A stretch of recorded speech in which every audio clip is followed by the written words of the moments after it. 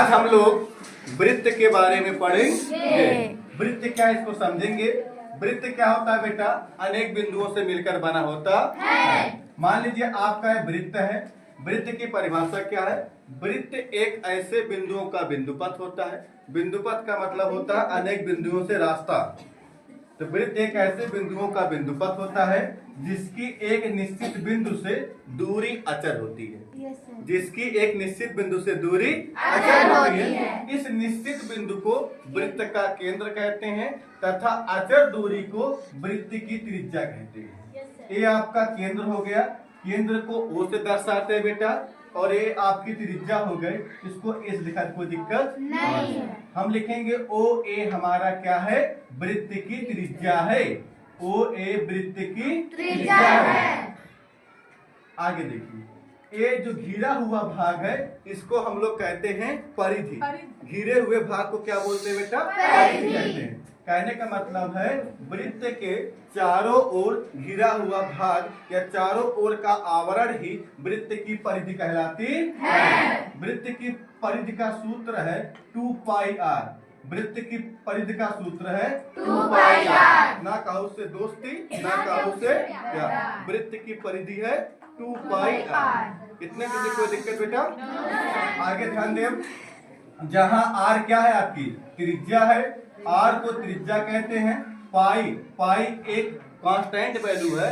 पाई का मान होता है 22/7। पाई का मान कितना होता है? 22/7। तो अभी तक हमने क्या सीखा? वृत्त क्या होता है, वृत्त का केंद्र क्या है, वृत्त की त्रिज्याएं क्या होती हैं, और वृत्त की परिधि क्या है, परिधि किसे कहते हैं। अब आगे हम लोग जानेंगे बेटा जीवा। क्या जानेंगे?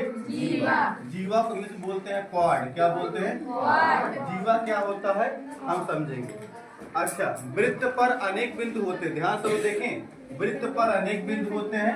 वृत्त के एक बिंदु से दूसरे बिंदु तक की मिलाने वाली रेखा को ही वृत्त की जीवा कहते हैं। वृत्त के एक बिंदु से दूसरे बिंदु तक मिलाने वाली रेखा को ही वृत्त की जीवा कहते हैं।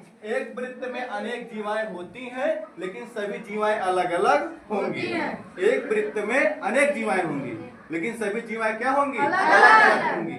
और एक वृत्त में अनेक त्रिज्याएं होंगी, लेकिन सभी त्रिज्याएं बराबर होंगी। वृत्त की सभी त्रिज्याएं क्या होंगी? बराबर।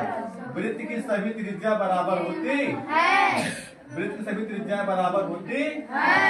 इतना किसी कोई समस्या है? नो। आगे ध्यान दे बेटा। अब आता है अगले में व्यास। क्या आता है? व्यास क्या होता है? ध्यान सुनिए। व्यास को बोलते हैं डायमीटर। व्यास को बोलते हैं क्या बेटा? डायमीटर क्या होता है बेटा?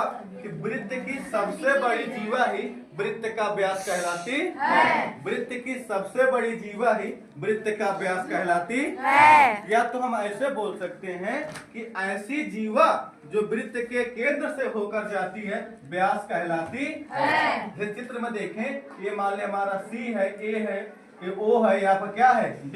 तो यहाँ पर आपका जो व्यास है बेटा, व्यास हमारा क्या होता है? COD। ये हमारा क्या हो गया है? व्यास। व्यास की दो परिभाषा है। कौन सी परिभाषा है? ऐसी जीवा जो वृत्त के केंद्र से होकर जाए वृत्त का व्यास कहलाती है। या हम कहेंगे सबसे बड़ी जीवा ही वृत्त का व्यास कहलाती है। एक वृत्त की अनेक जीवाएं होंगी और सभी जीवाएं क्या होंगी? अलग अलग होती हैं, लेकिन एक वृत्त में अनेक व्यास होते हैं और सभी व्यास क्या होंगे? बराबर होंगे। एक वृत्त में अनेक व्यास होंगे, सभी व्यास बराबर होंगे। एक वृत्त की अनेक त्रिज्याएं होंगी और सभी त्रिज्याएं क्या होंगी? बराबर होंगी। यहाँ से हमारा व्यास बराबर होता है 2 गुणे R। 2 गुणे R कहने का मतलब है R क्या? त्रिज्या। ठीक है, व्यास त्रिज्या का दुगुना होता है। व्यास त्रिज्या का दुगुना होता है। अगर त्रिज्या 7 सेंटीमीटर है तो व्यास 14 सेंटीमीटर हो जाए। तो यहाँ से D बराबर होगा आपका 2R। ये आपका व्यास का सूत्र है। इतना आप सब नोट करिए। इसके आगे हम अगले वीडियो में देखेंगे।